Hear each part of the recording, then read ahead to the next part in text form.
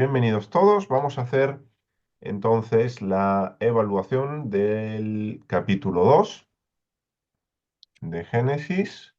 Bien, en general, quiero decir que, bueno, ha habido una mejor, supongo que también porque nos hemos organizado mejor entre todos, ha habido más evaluaciones, más alumnos han querido hacer la evaluación, con lo cual para mí es positivo, es una alegría.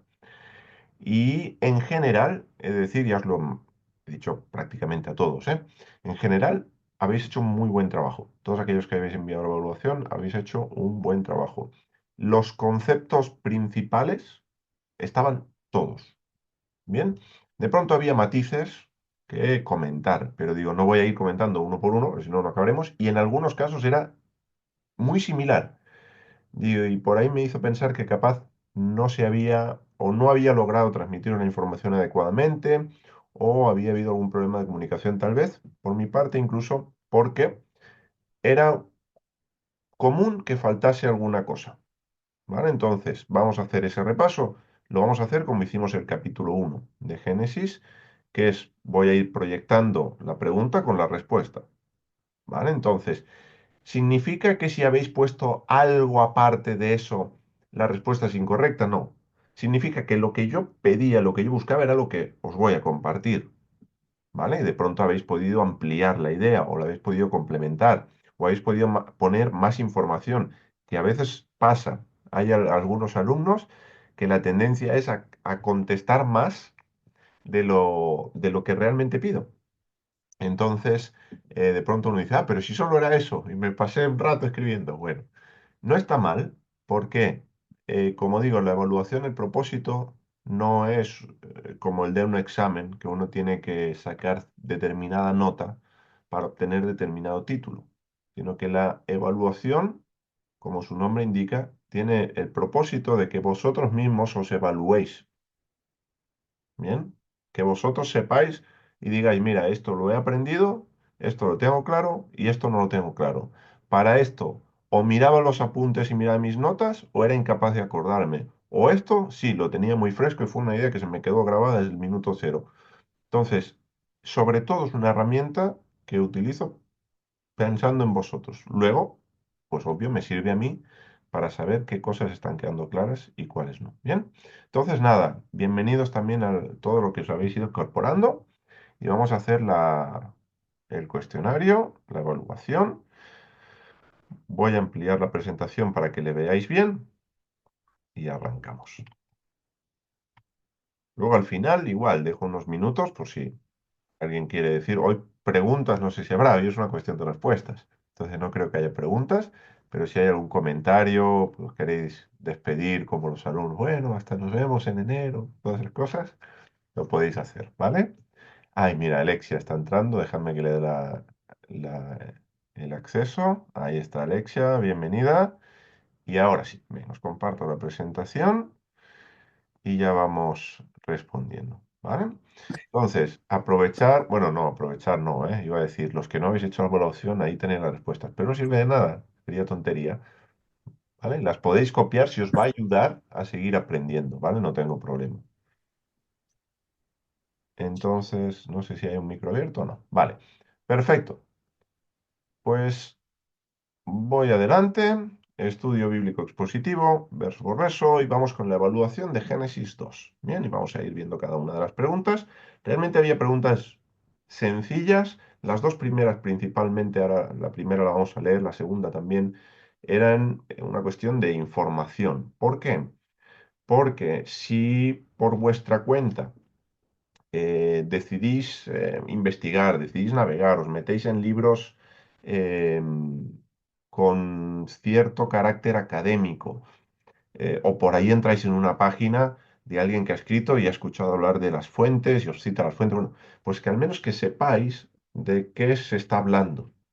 Porque fue algo que a mí me pasó cuando yo empecé a estudiar Génesis, empecé a encontrarme con esta información y como no me habían trazado ninguna ruta, pues era un cacao para mí, absoluto cacao cuando yo empecé, ¿no? Entonces, de alguna manera mi intención con esto no es que nos basemos en algo de esto, sino que sea algo que conozcáis, que sepáis que existe y que no suene a chino si os lo encontráis por ahí o si alguien os lo menciona, ¿vale? Sino que podáis, en ese sentido, defenderos mínimamente. Entonces, la primera pregunta era, ¿cuáles son las tres hipótesis sobre el origen del Pentateuco?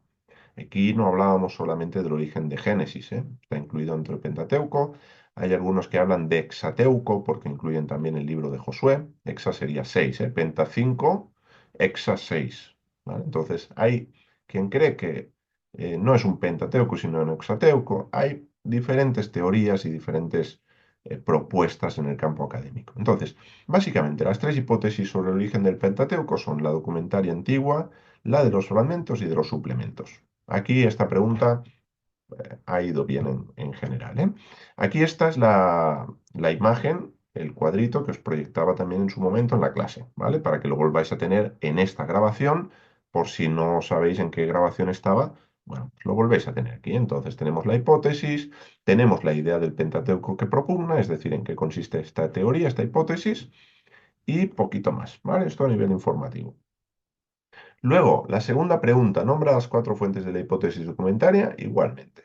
Tiene el mismo carácter que la primera, una pregunta que en general ha ido muy bien, y las cuatro fuentes son yavista, eloísta, deuteronómica y sacerdotal. Y aquí de vuelta el cuadrito, pues con las siglas, porque esto ya en el mundo académico no se van mencionando cada vez las fuentes, sino que directamente se le han puesto unas siglas.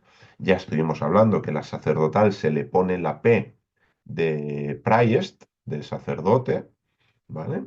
Pero no la S, porque la S sería en nuestro idioma, ¿vale? Y cuál es el nombre que aparece, cuáles son los materiales que predominan y la época aproximada en la que se ubica estas fuentes. Bien, hasta aquí la verdad que todos lo habéis ido contestando de una manera u otra. Aquí sí, importante. ¿Qué significa la palabra toldot? La palabra toldot, la mayoría habéis puesto generaciones. ¿Por qué? No lo sé por qué. Probablemente porque en la mayoría de traducciones bíblicas así se traduce. Estas son las generaciones de. Ahora, si alguien se está apoyando en cómo se traduce el término, cuidado, porque no siempre se traduce de la misma manera. Entonces, aunque en el texto hebreo tenemos siempre toldot, en la traducción podemos tener la palabra historia. Esta es la historia de la familia de. Y allí la palabra es toldot, pero no está traducida como generaciones. ¿Vale? Entonces, la palabra toldot, el significado es tanto historias como generaciones. Ambos sentidos están presentes en el término generación. Porque además no siempre va a ser una palabra que introduzca una genealogía. No siempre la palabra toldot nos va a hablar de descendencia, no siempre nos va a hablar de una generación, no siempre nos va a hablar de los hijos de. A veces la palabra toldot nos va a hablar de una historia de alguien. Es decir, sea historia o sea generación, lo que va a implicar siempre es aquello que ha sido generado o producido por. Esto es lo que significa. Por eso, ya sea que nos hable de los hijos que nacieron de esa persona, o ya sea que la palabra toldot se utilice para hablar de la historia de esa persona o de la familia de esa persona, indistintamente ambas cosas han sido generadas por esa persona. Bien, fijaros que, por ejemplo, la toldot de Noah, lo que empieza es describiéndonos cómo era Noah, su carácter. Entonces, claro, si pensamos en generaciones como descendencia, como hijos, pues eso nos va a descuadrar un poquito. Bien, entonces no hay que pensar solo en historia, generaciones, de forma independiente, sino las dos cosas, implicando aquello que ha sido generado o producido por, incluyendo en este caso, por ejemplo, el carácter de Noé. Es algo generado por Noé. Bien, eso es importante, porque ahí sí hubo algunos, varios de vosotros que pusisteis solamente generaciones, ¿vale? Y no es incorrecto, pero sería incompleto, había que completar la respuesta. Luego, aquí también, en general bastante bien, con matices, ¿eh? Entonces, la pregunta era, en Génesis 2:4, la palabra toldot aparece con escritura plena. Esto lo digo para los alumnos que os incorporáis hoy por primera vez o que tal vez no habéis visto aún las clases. Bueno, no os preocupéis, de pronto no suena o no sabéis de qué estamos hablando en este momento, pero como las clases están siempre disponibles, no hay límite de visualizaciones, las podéis ver cuantas veces necesitéis, cuantas veces queráis. Es tan sencillo como ir a la clase de Génesis 2, donde tratamos el tema de Toldot, y allí podréis ver cómo aparece la palabra Toldot con escritura plena. ¿Qué significa escritura plena? Recordemos que era con las dos Vav. Vamos a ver todos los casos donde la palabra Toldot aparece con una Vav y dónde aparece la Vav, porque a veces aparecía en un lugar y a veces en otro. Bien, entonces toda la información la tenéis a vuestra disposición. Solo es ir a consultarlo y uno se ubica con todo con todo el material que ya hay grabado. Aún así, ya lo sabéis, y para los que se incorporan, lo digo también, que estoy a vuestra disposición. ¿Tenéis alguna duda? Me podéis escribir, ya sea al correo, bienvenido al origen @gmail, o sea mi WhatsApp. Bien, en cuanto yo os pueda atender, encantado. Estoy también para eso, ¿vale? Si acabáis de tener alguna duda, si hay alguna clase, algo no habéis entendido y os ha surgido la duda después cuando habéis repasado la clase y ya no estamos en directo. Bien, entonces, que sentiros con esa libertad también.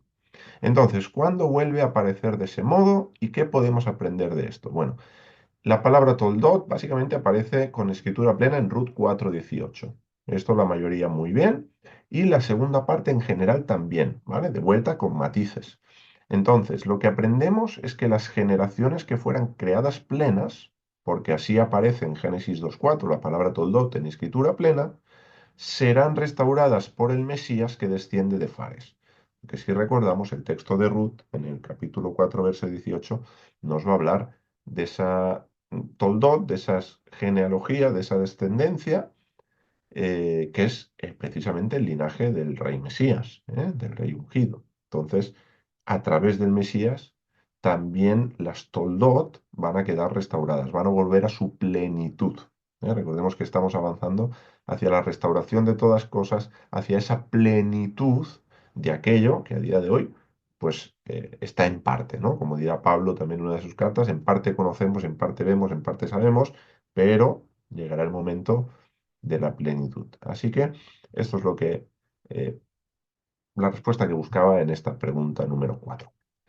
En la número 5, la pregunta decía, y aquí sí es verdad que aunque a nivel general, mm, sí, la idea estaba, el concepto estaba, pero muy poquitos me han apuntado el razonamiento que vimos en clase. Muy poquitos. ¿Vale? Entonces, por eso lo he vuelto a incluir y por eso lo vuelvo a comentar en esta respuesta. Y es, ¿cómo creó Dios los cielos y la tierra según el texto hebreo? Claro, aquí por contexto, yo ya daba por sentado que lo pregunto en base a Génesis 2, no en base a Génesis 1, porque Génesis 1 ya lo vimos. Y esta evaluación no era del capítulo 1, sino del capítulo 2. Recordar que en el capítulo 2 el texto empieza diciendo, estas son las generaciones, estas son las toldot de los cielos y la tierra cuando fueron creadas o en su creación. ¿Vale? Entonces, claro, la pregunta iba en relación a Génesis 2:4, no a Génesis 1. Y en algunos casos me ha dado la impresión que se ha podido pensar en Génesis 1, ¿vale? De todas maneras, sea que hayáis pensado en Génesis 1 o en Génesis 2, en Génesis 2:4 teníamos un término que lo estuvimos viendo, lo estuvimos analizando, que era esa frase que dice en su creación, ¿vale? Cuando fueron creados, que literalmente significa esto, en su creación. Esa palabra en hebreo dijimos que era Behibagam, y con Bejibagam tomábamos la palabra y hacíamos ese ejercicio de quitarle vocales. Recordemos que las vocales no forman parte del hebreo original, por decirlo así, ¿eh? El hebreo en su origen era un alfabeto consonántico, un abyad, no había vocales. Las vocales se incorporan en lo que es la escritura mucho tiempo después de que ya exista la lengua hebrea. Entonces, eh, cuando en el texto hebreo uno elimina las vocales, y esto lo hemos dicho, lo hemos explicado en clase en más de una ocasión, cuando uno le quita las vocales, siempre y cuando se respeten las normas de la gramática hebrea, no cuando si hacemos malabares, porque si hacemos malabares pueden salir cosas muy raras, pero respetando las reglas de la gramática hebrea, Es cierto que quitando vocales podemos encontrar nuevos significados, nuevos sentidos en el texto hebreo. Bien, recordemos que, de hecho, el texto masorético era una de las puntuaciones y es la que nos ha llegado a través del Códice de Alepo, del Códice Sasón también, que es un poquito más antiguo que el de Alepo, y luego el Códice de Leningrado, que es el único códice que tenemos de la Biblia hebrea completo. ¿Eh? El Códice de Alepo carece de prácticamente no el 100%, pero sí el 90% del Pentateuco no lo tiene. Empieza en Deuteronomio 28. Entonces, había otras maneras de puntuar el texto hebreo. Solo que solo nos ha quedado, para la redundancia, una de estas escuelas que se dedicaba a puntuar el texto, que era la escuela creo que la casa de Ben Asher, si mal no recuerdo, por ahí el nombre a veces se me puede olvidar un poquito. Bueno, básicamente teníamos eso. Entonces, la palabra hebrea en su creación, Behit Bagam, también veíamos que la podíamos traducir como con G, con la letra G, con la consonante G, los creó. ¿Por qué? Porque B era la preposición, en, con o por. Nos quedaba la G sola, es decir, la consonante G, y luego Bagam, que era los creó. Entonces, lo que obteníamos ahí era con G los creó. ¿Qué nos enseñaba esto? Bueno, pues que la letra G realmente es una inspiración, es como un golpe de aire, es como la H en inglés, house. Suena, pero muy poquito. Entonces, esto en hebreo bíblico, en hebreo moderno tiende a dejarse muda, ¿eh? Pero en hebreo bíblico esa letra se pronuncia, es una letra, es gutural, y se utilizaba la garganta para pronunciarla, pero muy suave. Luego, ¿qué aprendíamos de esto? Algo que la Biblia nos dice en el Salmo 33:6. Importante, vuelvo a recordar, las citas bíblicas. Las citas bíblicas. Si hay cita bíblica para algo, apuntadla. ¿Vale? De pronto os pasa como a mí. Sois igual de buen citadores que yo y se os olvida el capítulo, se os olvida el versículo, pero a base de ir haciendo este ejercicio, alguna se va a quedar. Entonces, mejor que se quede algo que no se quede nada. Así que, por favor, siempre recordad en las evaluaciones, siempre que podáis aportar textos bíblicos, hacedlo. Algunos lo habéis hecho, sin duda, ¿eh? No lo digo porque no se haya hecho. Digo para recordar esta idea y lo importante que es que tengamos el fundamento en la palabra de Dios. Entonces, en el Salmo 33:6 nos decía precisamente que Dios creó los cielos y la tierra por su palabra, por el espíritu, por el soplo de su boca. Con lo cual, este Behit Bagam, descompuesto como lo descomponíamos, con G los creó, vemos que es una idea que no nos la estamos sacando de la manga, simplemente está confirmando algo que la Biblia ya nos enseña. ¿Vale? Y nos lo enseña en este caso en el Salmo 33:6. Así que los creó por su palabra, que esto es una referencia también a Génesis 1, por el espíritu de su boca, por su soplo. O sea, que fijaros qué idea, pues, de un Dios tan poderoso que es capaz simplemente con una consonante que apenas suena, crear todo lo que existe, ¿eh? Que es al final el mensaje, porque siempre lo importante no es simplemente que nos llevemos una información o una curiosidad del texto hebreo, sino que realmente nos sirva para conocer más a Dios, para conocer más a Jesús, a Yeshua, el Mesías, o para, obviamente también, que eso nos transforme a nosotros en nuestro día a día. ¿Bien? Luego, capítulo 6 iba a decir. Pregunta número 6. ¿Qué tres elementos estaban ausentes según Génesis 2, versos 5 al 6? Bien, esta pregunta muy bien también en general. No ha habido, eh, no recuerdo que nadie por ahí, no, alguno se ha dejado por ahí el Adán, pero en general muy bien, muy bien. Entonces, ¿cómo solventó Dios estas carencias? Bueno, las carencias o los elementos ausentes eran matorrales y hierba, que sería vida vegetal, la lluvia y el Adán, ¿no? La cuestión del agua la solventará con el río y su división. Evidentemente va a hacer brotar un jardín, va a plantar un jardín, va a hacer brotar árboles, que esto ya lo estuvimos viendo, y luego el tema del Adán lo va a solventar con el mismo Adán. ¿Por qué era importante esto? Porque nos decía en estos versículos 5 y 6 de Génesis 2, que dice no había Adán para labrar la tierra, para labrar la Adamá. Y era importante cuando llegamos al propósito del Adán, que era también otra de las preguntas que planteo más adelante, que el Adán no estaba puesto en el jardín para labrar y guardar el jardín, porque eso no solventaba el problema, sino que estaba puesto en el jardín para labrar y guardar la Adamá. Y eso solventaba el problema de estos versículos, de los versículos 5 y 6. Y bueno, pues obviamente ahí teníamos la enseñanza que veremos cuando lleguemos al tema del jardín, ya porque Dios puso al Adán en el jardín. Algo que, por cierto, también todos habéis respondido muy bien. Sigo entonces con la pregunta número 7. ¿Qué nos enseñan las dos yod del verbo vayitzer que aparece en Génesis 2.8? Bueno, aquí quiero decir antes de ver la respuesta que justo ayer que tuve el gusto de estar con muchos hermanos y hermanas, pero también con Isa, Humberto, hermanos de Granada, de Málaga, eh, pues Isa me dijo las dos yod, las dos yod. Y me alegró porque dije, mira, aún se acuerda de las dos yo, digo, bendito sea Dios, que a veces hay enseñanzas que nos llegan, que nos calan y que nos ayudan también en nuestro día a día, ¿no? Entonces, cuando hablamos de las dos yo, ¿qué queremos decir? Bueno, en el verbo vayitzer, que era un verbo que también aparecía para hablar de la formación de los animales, cuando veíamos la formación de los animales, ese verbo solo estaba escrito con una yod. Pero cuando el verbo vayitzer estaba escrito para hablar de la formación del Adán, del ser humano, estaba escrito con dos yods. Entonces, claro, eh, como no hay nada por casualidad, uno dice, oye, ¿por qué aquí con dos yods y con los animales en una, ¿no? Entonces, había varias enseñanzas. Revisad si las tenéis todas. Revisad si las tenéis todas, porque haciendo memoria, quiero recordar que no todos las habéis puesto todas, ¿vale? De pronto os puede faltar alguna o algún detalle. En general sí, en general sí, estaba bastante bien. Ya os digo, las evaluaciones han ido muy bien. Entonces, en primer lugar hablamos de las dos formaciones o dos creaciones, la del varón y la de la varona. Una yod que tendría que ver con el varón y la otra yod que tendría que ver con la varona, dentro de lo que sería la dama, el ser humano, ¿eh? También hablamos de las dos realidades que se dan en el Adán.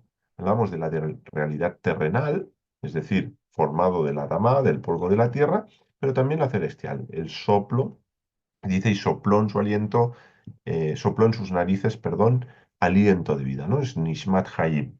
Bueno, pues tenemos esa combinación del cielo y la tierra en el ser humano. Aunque Pablo nos va a decir, nos va a dejar claro que el primer Adán era terrenal, no era celestial, no tenía un cuerpo celeste, tenía el cuerpo terrenal. Lo que recibe del cielo en este caso es la vida de Dios, que también lo estuvimos hablando. ¿Eh? Luego teníamos también dos siglos, el siglo presente y el siglo venidero.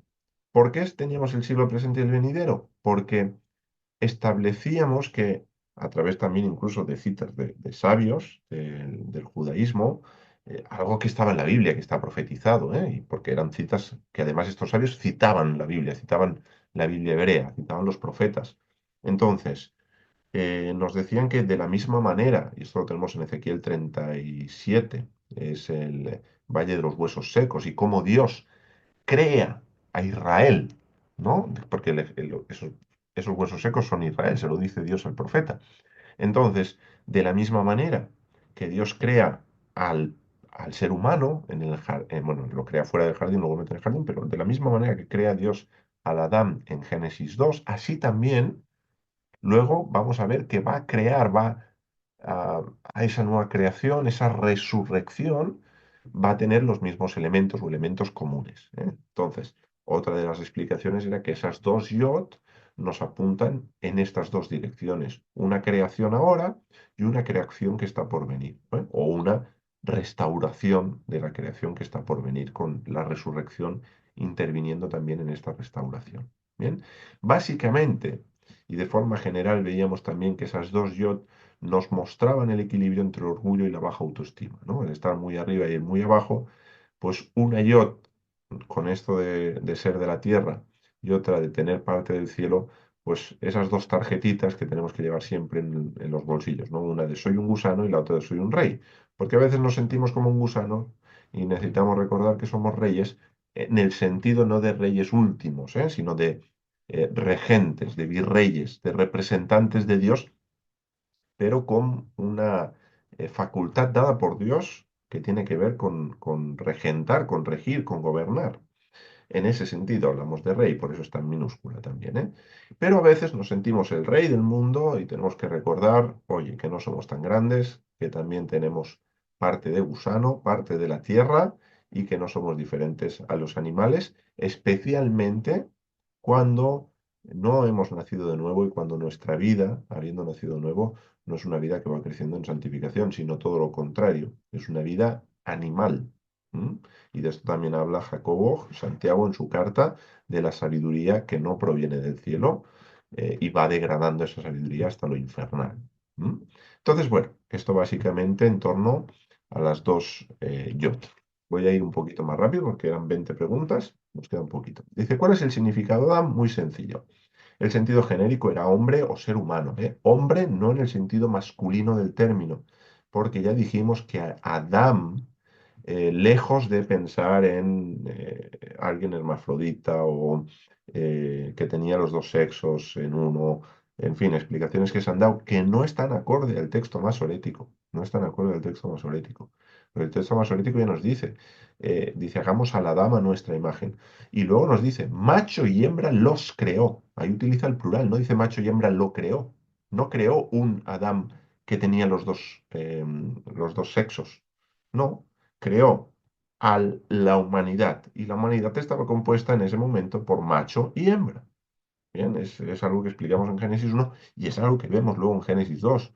No que Dios saca a la mujer que ya está dentro, no, sino que toma el costado y del costado edifica la varona y luego retorna la varona al Adán. Bien, con lo cual, ojo ahí con algunas teologías que existen y que se divulgan y que la gente acepta como palabra de Dios cuando desde el texto masorético no es palabra de Dios. Y luego también teníamos un sentido que muy poquitos, este sí es verdad, habéis apuntado, que era la sangre de Dios, porque hacíamos la descomposición del nombre Adam en hebreo.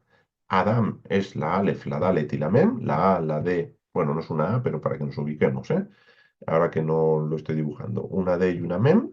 Entonces, la Aleph tenía que ver con Dios, porque es la primera letra del alfabeto, vale uno, porque por ahí empieza Elohim, empieza él, empieza una serie de sustantivos atribuidos a la divinidad, atribuidos a Dios, y luego teníamos la palabra Dam, que era la palabra sangre. Entonces, la sangre de Dios era el mensaje que se obtenía al hacer este análisis. ¿Vale? Y luego teníamos una cita que es Pablo, creo que está hablando a los griegos, si mal no recuerdo, en el Areópago, creo que es ese contexto, pero miradlo porque no estoy seguro, me puedo equivocar en esto ahora. Pero sí es verdad que en la cita dice que de una sangre hizo todo el linaje de los hombres, de una sangre, ¿de qué sangre? Bueno, pues ahí tenemos esa idea que puede ser que Pablo tomara de aquí. Seguimos entonces con la pregunta número 9. Dice, ¿cuál es la relación entre el hombre y la tierra? Muy fácil. En hebreo es muy fácil, en español no tiene ninguna. Pero en hebreo veíamos Adam era el masculino, Adama el femenino. Era de la misma familia léxica. Son dos palabras que están emparentadas, ¿no? Entonces lo que nos recuerda esto es que somos polvo. También veíamos luego lo del Nismat Hayim, que aquí no lo he preguntado en esta evaluación, pero cómo tenemos esa parte también del cielo, ¿vale? Pero en cuanto al hombre y la tierra, la relación que existe es una relación de dependencia, es una relación de origen. Fijaros que cuando el hombre peca, desobedece, come del árbol que Dios le había dicho que no comiera, del fruto del árbol que Dios le había dicho que no comiera, dice, eh, polvo eres y al polvo volverás, es decir, volverás a tu origen. Y esto no tiene que ver con bienvenido al origen, eso ya lo veremos, tiene que ver con una esclavitud al origen, de donde uno procede. Y esto lo veremos en Génesis 3, Dios mediante en enero. Bien, seguimos con la pregunta número 10. Dice, ¿qué plantó Dios? Haz una descripción completa de este lugar, considera el contexto del Antiguo Próximo Oriente, así como los textos bíblicos que lo describen. Bien. En general, muy bien también. Muy poquitos me habéis apuntado que era un monte. Muy poquitos. He encontrado lo del monte en alguna evaluación, pero no. Entonces, sobre todo lo que voy a enfatizar es eso. Recordemos que el Gan Eden, el jardín de Eden, ese paraíso, que en griego era paradeisos y que nos habla de un jardín de los reyes y príncipes persas, que por lo tanto un lugar cercado, veíamos esa imagen en medio del desierto tan potente, ¿verdad?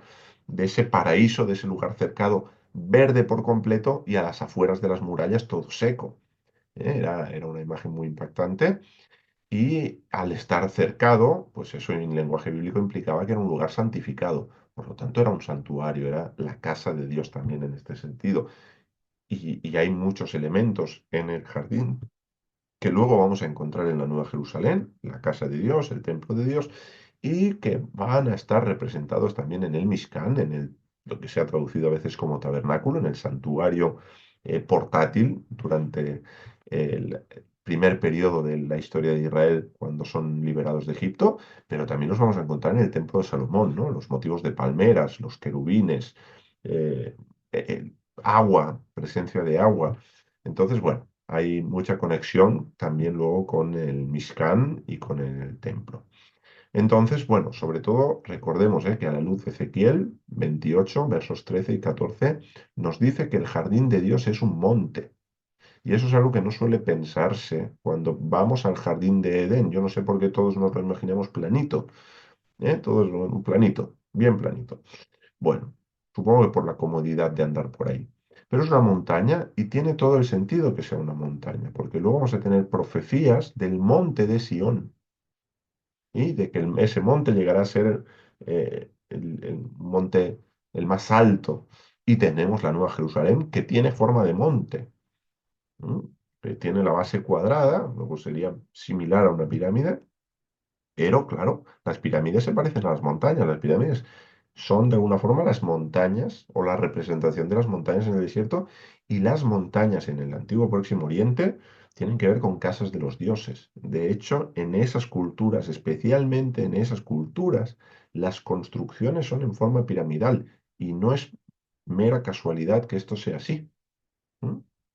Luego, no nos da tiempo a hablar, pero el hecho de que no en el antiguo Próximo Oriente, sino en el lejano Oriente, también tengamos esa estructura o que la tengamos en países de Latinoamérica, tampoco es casualidad. Tampoco es casualidad. Recordemos que lo hemos mencionado en alguna clase, que la geografía que tenemos hoy no era la geografía que había en un principio. Esto lo veremos si llegamos a Génesis 10, Dios mediante, cómo la tierra se parte, y ahí empieza la gente a dividirse ya en un prototipo de lo que llegaría a ser lo que tenemos hoy, ¿eh? Por lo tanto, en un inicio la humanidad comparte muchos elementos comunes. Y no es casualidad que luego haya representaciones muy distantes en kilómetros, muy distantes en cultura, muy distantes hoy, pero que en un inicio no eran tan distantes. Por lo tanto, tiene sentido de que compartan ciertos elementos. Bien, en lo demás, la mayoría, pues muy bien. Así que simplemente enfatizar el tema del monte. ¿Dónde plantó Dios el jardín? Bueno, lo plantó en Edén, también una respuesta en general muy correcta. Edén significa delicias, ¿eh? Recordemos que es el jardín de las delicias. Si lo traducimos con el significado de Edén, y pues es evidente que el texto también nos lo dice así, ¿no? Porque plantó todo árbol delicioso a la vista y bueno para comer.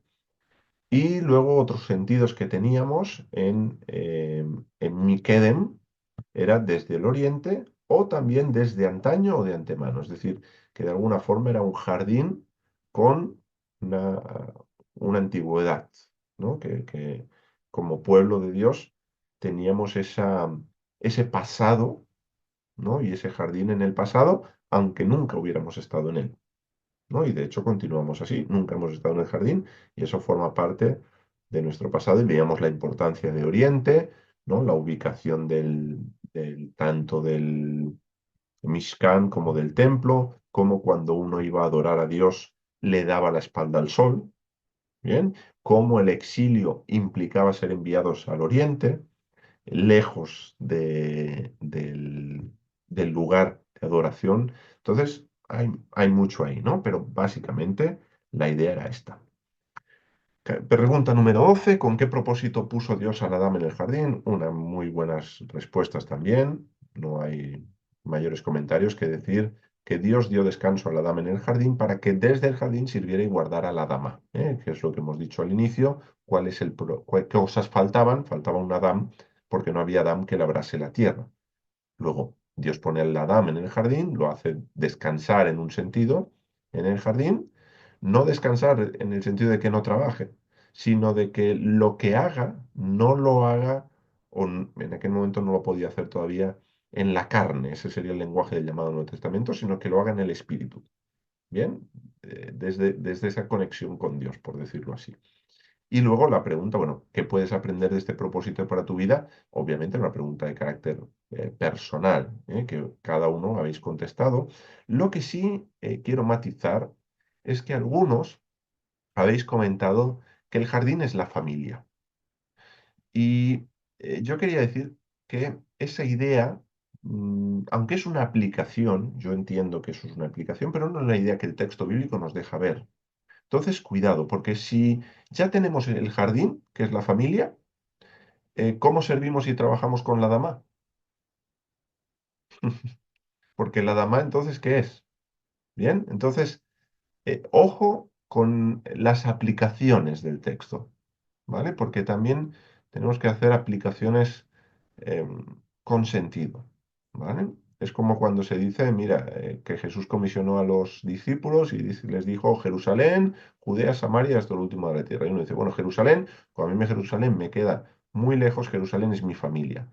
Luego, Judea son mis vecinos, Samaria es mi trabajo. Y hacemos círculos concéntricos a partir de nosotros. No, eso no es correcto. Los círculos concéntricos no los podemos establecer a partir de nosotros. Tenemos que establecer a partir de donde Dios los establece y situarnos nosotros en el centro de Dios, no situar al plan de Dios a nosotros como centro, ¿vale? Eso sí creo que es importante que lo tengamos en cuenta, ¿vale? Pues es una tendencia habitual eh, y creo que no siempre eh, puede ser tan saludable como parezca. ¿Esto significa que nos tenemos que despreocupar de nuestra familia? No, en absoluto, en absoluto. ¿Significa que nos tenemos que preocupar de nuestros vecinos? No, no estoy diciendo eso. Estoy diciendo que determinados textos no tienen esa aplicación. Otros sí, pero estos textos que no tendrían esa aplicación, pues apliquémoslo en el sentido que tiene. ¿Vale? Entonces, el jardín no es nuestra familia, aunque nos sintamos como en un jardín en nuestra familia, ¿vale? Que es maravilloso, si os sentís así, pues bendito sea Dios. Eh, yo tengo un jardín también, pero con algunos animalitos y pronto con alguno más, si Dios no lo remedia. Ya os contaré. Muy bien, pues esta era la idea, ¿eh? Servir y guardar la dama. Y el propósito es el mismo, servir y guardar la dama y con toda la implicación que eso tenía del sacerdocio levítico, de las funciones regias, todo lo que ya estuvimos viendo en su momento en clase. ¿Qué simbolizan los árboles del jardín y a qué profecías nos apuntan? En general, muy bien también. Ya voy a correr, pues nos quedan 15 minutos. Los árboles en la Biblia son un símbolo del ser humano, de un reino. Ahí tenéis las citas. Como esto se graba, si alguna cita se os ha pasado, pues os recomendaría que la anotéis, que la leáis, que meditéis en ella. ¿Vale? Y luego, desde la lectura simbólica, Dios hizo brotar reyes y reinos en el jardín. ¿Por qué? Porque si los árboles representan reyes y reinos, simbólicamente lo que tenemos en el jardín de Edén son reyes y reinos. Y ya veremos en Génesis 3 que en efecto tenemos reyes y reinos no solo en los árboles, sino también en los animales. Esto nos apunta a las profecías que hablan de que la riqueza de las naciones vendrá a ser del pueblo de Dios. Bien, y ahí tenéis las citas de Isaías. Podríamos ver también la tentación de Jesús, de Yeshua, cuando el tentador le dice, todo esto te daré si postrado me adorares. Y lo que le muestra es la riqueza de las naciones. Entonces, le está mostrando el cumplimiento de una profecía, pero de una manera que Dios no quería que se obtuviera, con la adoración a Satanás, con la adoración, con la idolatría al final. ¿Bien? ¿Qué simboliza el árbol de las vidas? En general, muy bien también. Ahí tenéis todas las citas de vuelta, ¿eh? En primer lugar, el árbol de la vida es la Torá, en segundo, el Mesías. Y estos dos conceptos, el Mesías, Jesús, Yeshua, y la Torá no son contradictorios, ¿vale? Sino que al contrario, estamos hablando realmente de lo mismo y hablamos de que el Mesías interpreta la Torá y la interpreta correctamente. Bien, por lo tanto, no solo la interpreta, no solo fue una cuestión de ser un maestro, sino que la vivió y la vivió hasta sus últimas consecuencias porque le costó la muerte. ¿Mm? Aunque sabemos que la muerte no tuvo potestad sobre él porque el Padre lo levantó de entre los muertos, resucitado, ascendido, glorificado y todo lo que sabemos al respecto, ¿eh? Así que en el árbol de las vidas tenemos tanto la Torá como el Mesías. ¿Bien? ¿Qué fruto se obtiene o obtiene el ser humano al comer del árbol del conocimiento? Bueno, algunos me habéis dicho solo conocimiento de lo bueno y lo malo, y ¿es una respuesta correcta? Sí. ¿Es una respuesta completa? No. La respuesta completa es que ese conocimiento de lo bueno y malo se acaba traduciendo en muerte. En última instancia, lo que el ser humano obtiene al comer del árbol del conocimiento de lo bueno y malo es muerte. Por lo tanto, teníamos árbol de la vida y árbol de la muerte. ¿Sí? Porque la muerte llega en el momento en que el ser humano empieza a decidir sin Dios lo que está bien y lo que está mal, y empieza a poner sus categorías y empieza a juzgar según su propio juicio. En ese momento empieza a morir. Con lo cual, digamos que conocer lo bueno y lo malo está relacionado y es el destino inevitable, es la muerte, que ya Dios se lo dice, ¿eh? Ciertamente morirás o muriendo morirás. ¿Vale? Empezarás a morir y acabarás muriendo. Y aquí lo tenéis, ¿eh? El cuadrito, que os lo dejo también para que lo tengáis dentro de esta grabación, para no tener que andar buscando entre todas las clases dónde estaba esto. Entonces, el Adán, los dos árboles, las funciones, el desarrollo y el resultado de ambos árboles y el significado que tiene. La pregunta 16: ¿cómo se solventa el desajuste cronológico entre Génesis 1 y 2 a partir del verso 18? Muy bien, aquí he quedado realmente satisfecho y contento de las respuestas, porque prácticamente no recuerdo a nadie ahora mismo que no haya contestado esta respuesta de forma correcta. Básicamente hay que entender Génesis 2, 19 y 20 como un paréntesis que explica lo que ocurrió antes de Génesis 2, 18, que es la valoración de Dios, ¿eh? Y ahí, muy bien, porque además creo que es algo fundamental también para entender todo cómo sigue el propio relato de Génesis 2. Es decir, no solo el desajuste cronológico, sino el propio relato de Génesis 2. Y, bueno, me pareció maravilloso que todos los que yo recuerdo ahora mismo, todas las evoluciones que yo recuerdo, era una respuesta correcta, así que muy bien.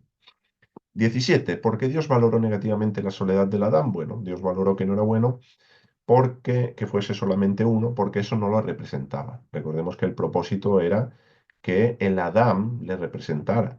Hagamos un Adán a nuestra imagen. Nuestra ya incluía un plural. Si el Adán es solo uno, ya no tenemos el plural. El plural lo tenemos a partir del momento que tenemos varón y varona, que tenemos dos. Dos o más, por supuesto. Ahí hablamos de Moisés, de Jetro. No es bueno, Moisés, lo que estás haciendo porque tú solo estás mandando. Entonces, tú vas a acabar tú agotado y este pueblo va a acabar agotado. En el mismo sentido, el Adán iba a acabar agotado y los animales iban a acabar agotados. Dice Adán, acaba ya que a mí aún no me has puesto nombre.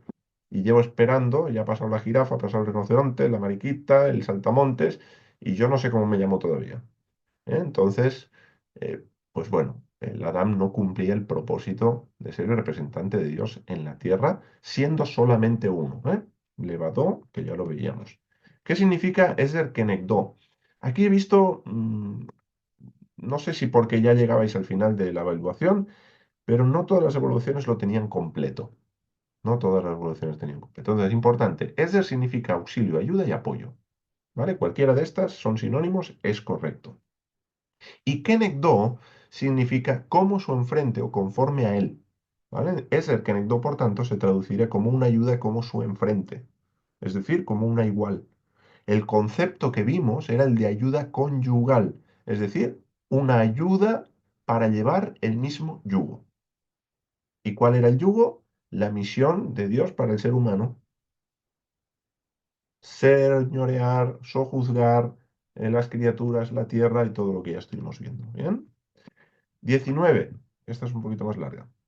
Explica detalladamente la tipología mesiánica presente en Génesis 2, 21, 22. En general, muy bien también. De todas maneras, revisad vuestras respuestas por si os faltara alguna nota, algún apunte, algún texto por ahí que os pueda complementar la explicación que disteis.